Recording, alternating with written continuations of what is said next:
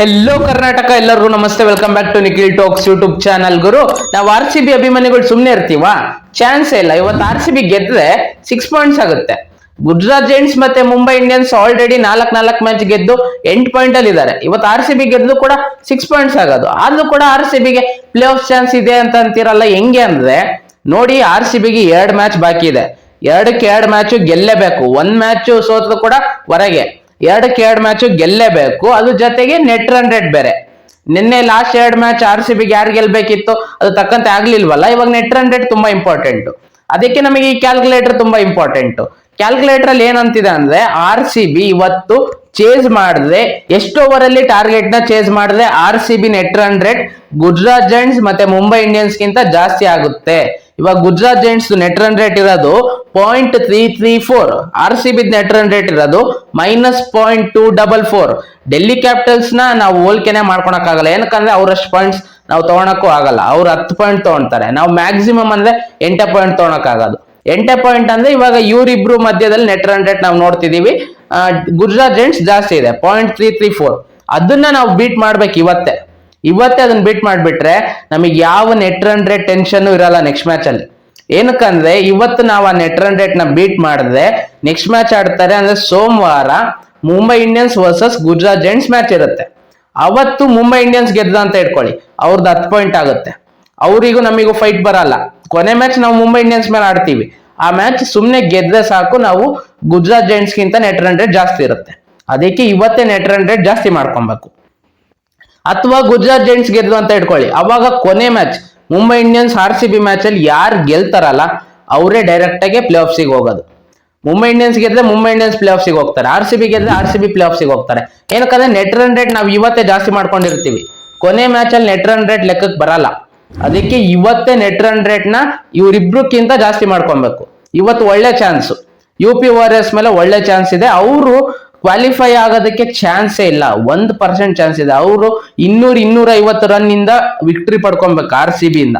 ಅವಾಗ ಅವರಿಗೆ play of sick chance ಸಿಗುತ್ತೆ. ಅದು ಆಲ್ಮೋಸ್ಟ್ ಇಂಪಾಸಿಬಲ್. ಅವ್ರು ಹಂಗಾದ್ರೂ ಕೂಡ ಇದು ಒಂದೇ ಮ್ಯಾಚ್, ನಾವು ಕೊನೆ ಮ್ಯಾಚ್ ಆದ್ರೂ ನಮ್ಮ ಹೋಮ್ ಅಲ್ಲಿ ಲಕ್ನೋವಲ್ಲಿ ಇದು ಕೊನೆ ಮ್ಯಾಚ್ ಅಂತ ಅವ್ರು ಗೆಲ್ಲದಕ್ಕೆ ನೋಡ್ತಾರೆ ಆ ಮ್ಯಾಚ್ ನ. ನಾವು ಚೇಸ್ ಮಾಡುವಾಗ 150 ರನ್ ಏನಾದ್ರು ಹೊಡೆದಿರ್ತಾರೆ ಅಂತ ಇಟ್ಕೊಳ್ಳಿ. UP ವಾರಿಯರ್ಸ್ ಫಸ್ಟ್ ಬ್ಯಾಟಿಂಗ್ ಮಾಡಿ 150 ರನ್ ನಾವು ಚೇಸ್ ಮಾಡ್ಬೇಕಾಗಿರೋದು 12 ಓವರ್ ಒಳಗೆ, ಅಂದ್ರೆ 11.5 ಓವರ್ ಅಥವಾ 12 ಓವರ್ ಒಳಗೆ ನಾವು ಚೇಸ್ ಮಾಡಿದ್ರೆ ಗುಜರಾತ್ ಜೈಂಟ್ಸ್ ಗಿಂತ ನಮ್ದು ನೆಟ್ ರನ್ ರೇಟ್ ಜಾಸ್ತಿ ಆಗುತ್ತೆ. ಅಟ್ಲೀಸ್ಟ್ ಮುಂಬೈ ಇಂಡಿಯನ್ಸ್ ಗಿಂತ ನೆಟ್ ರನ್ ರೇಟ್ ಜಾಸ್ತಿ ಆಗ್ಬೇಕು. ಅಂದ್ರೆ 12-13 ಓವರ್ ಒಳಗೆ ಮ್ಯಾಚ್ ನ ಮುಗಿಸ್ಬೇಕಾಗತ್ತೆ. 150, 160, 170 ಎಷ್ಟೇ ಟಾರ್ಗೆಟ್ ಇರಲಿ ಅದನ್ನ 12 ಓವರ್ ಅಲ್ಲಿ ಮುಗಿಸ್ಬೇಕಾಗತ್ತೆ. ಆದಷ್ಟು ಕಡಿಮೆ ಮೊತ್ತಕ್ಕೆ ಕಟ್ ಹಾಕ್ಬೇಕು UP ವಾರಿಯರ್ಸ್ ನ. ಅಂದ್ರೆ ಬೌಲಿಂಗ್ ಸಖತ್ತಾಗಿರ್ಬೇಕು ಇವತ್ತು RCBದು. ಬೌಲಿಂಗ್ ಅಲ್ಲೇ RCB ಯಾವಾಗ್ಲೂ ಎಡುತ್ತಿರೋದು. ಅಂದ್ರೆ ನೋಡಿ, 2 ಮ್ಯಾಚ್ ಫಸ್ಟ್ 2 ಮ್ಯಾಚ್ ಚೇಸ್ ಮಾಡ್ತಾರೆ, ಗೆಲ್ತಾರೆ. ಎಷ್ಟೇ ರನ್ ಹೊಡ್ಸ್ಕೊಂಡ್ರು ಕೂಡ ಗೆಲ್ತಾರೆ. ಫಸ್ಟ್ ಮ್ಯಾಚ್ ನಾವು ಹೊಡ್ಸ್ಕೊಳೋದು 201 ರನ್, 202 ರನ್ ನ ರೆಕಾರ್ಡ್ ಚೇಸ್ ಮಾಡ್ತಾರೆ RCB. ಅಂದ್ರೆ ಚೇಸ್ ಮಾಡೋ ತಾಕತ್ತಿದೆ, ಡಿಫೆಂಡ್ ಮಾಡ್ಕೊಳೋದು ತುಂಬಾ ಕಷ್ಟ. ಅದಕ್ಕೆ ಟಾಸ್ ಗೆಲ್ಲೇಬೇಕು ಇವತ್ತು RCB. ಮತ್ತೆ ಡ್ಯೂ ಬರ್ತಿದೆ, ಲಕ್ನೋವಲ್ಲಿ ಡ್ಯೂ ಬರ್ತಿದೆ. ಅದಕ್ಕೆ ಟಾಸ್ ಇಂಪಾರ್ಟೆಂಟ್ ಆಗುತ್ತೆ. ಟಾಸ್ ಗೆದ್ದು ಚೇಸ್ ಮಾಡಬೇಕು. 100-120 ಮೇಲೆ ಅವ್ರು ಎಷ್ಟೇ ರನ್ ಹೊಡೆದ್ರು ಕೂಡ ನಾವು ಅದನ್ನ 13 ಓವರ್ ಒಳಗೆ ಚೇಸ್ ಮಾಡ್ಬೇಕಾಗತ್ತೆ. ಅದಕ್ಕೆ ನಾವು ಆದಷ್ಟು ಇವತ್ತು ವಿನ್ ಆಗ್ಲೇಬೇಕು. ಫಸ್ಟ್ ಆಫ್ ಆಲ್ ವಿನ್ ಆಗ್ಬೇಕು, ಚೇಸ್ ಮಾಡ್ಬೇಕು. ಇದನ್ನ ಈ ಟಾರ್ಗೆಟ್ ನ ಬೇಗ ಚೇಸ್ ಮಾಡ್ಬೇಕು ಅಂತ ವಿಕೆಟ್ಸ್ ಕಳ್ಕೊಂಡು ಏನಾದ್ರು ಇವತ್ತೇ ಸೋತ್ ಬಿಟ್ರೆ RCB ಇವತ್ತೇ ಪ್ಲೇ ಆಫ್ಸ್ ಇಂದ ಮನೆಗೆ. UP ವಾರಿಯರ್ಸ್ ಆಲ್ರೆಡಿ ಮನೆಗೆ ಹೋಗಿದ್ದಾರೆ. ಅದ್ರ ಜೊತೆಗೆ RCBನು ಇವತ್ತೇ ಪ್ಲೇ ಆಫ್ಸ್ ಡಿಸೈಡ್ ಆಗೋಗುತ್ತೆ. ಯಾರು ಟಾಪ್ ಅನ್ನೋದು ಡಿಸೈಡ್ ಆಗ್ಬೇಕಾಗುತ್ತೆ Mumbai Indians versus Gujarat giants match ಅಲ್ಲಿ. ಅದಕ್ಕೆ ಇವತ್ತು ಗೆಲುವು ಇಂಪಾರ್ಟೆಂಟ್. ಅದ್ರ ಜೊತೆಗೆ ಈ ರೀತಿ ನೆಟ್ ರನ್ ರೇಟ್ ನ ಜಾಸ್ತಿ ಇಂಪ್ರೂವ್ ಮಾಡ್ಕೊಬೇಕಾಗುತ್ತೆ. ಇವತ್ತು ಪ್ಲೇ ಆಫ್ ಗೆ ಎಂಟ್ರಿ ಕೊಡ್ಬೇಕಂದ್ರೆ ಕೊನೆ ಮ್ಯಾಚ್ ನಾವು ಆಡೋದು ಮುಂಬೈ ಇಂಡಿಯನ್ಸ್ ಮೇಲೆ. ಅದಷ್ಟು ಈಸಿ ಇರಲ್ಲ, ಅವ್ರು ಅಷ್ಟು ಈಸಿಯಾಗಿ ಬಿಟ್ಕೊಡಲ್ಲ. ಅವರಿಗೂ ಗೊತ್ತಿರುತ್ತೆ, ಅಕಸ್ಮಾತ್ ಅವ್ರು ಏನಾದ್ರು ಗುಜರಾತ್ ಜೈಂಟ್ಸ್ ಮೇಲೆ ಸೋತು ನಮ್ಮ ಮೇಲೆ ಬರ್ತಿದ್ರೆ ಅವರಿಗೂ ಗೊತ್ತಿರುತ್ತೆ ನಾವು ಎಷ್ಟು ಅಂತರದಿಂದ ಬಚಾವ್ ಆಗ್ಬೇಕು ಅಂತ. ಲಾಸ್ಟ್ ಸೀಸನ್ ಯಾವ ರೀತಿ RCB CSK ಆಯ್ತಲ್ಲ, ಅದೇ ರೀತಿ ಆಗೋ ಚಾನ್ಸಸ್ ಇರುತ್ತೆ. ಅದಕ್ಕೆ ಏನು ಹೇಳಕ್ಕಾಗಲ್ಲ, RCB ಆಲ್ಮೋಸ್ಟ್ ಮನೆಗೆ ಅಂತ ಹೇಳಕ್ಕಾಗಲ್ಲ.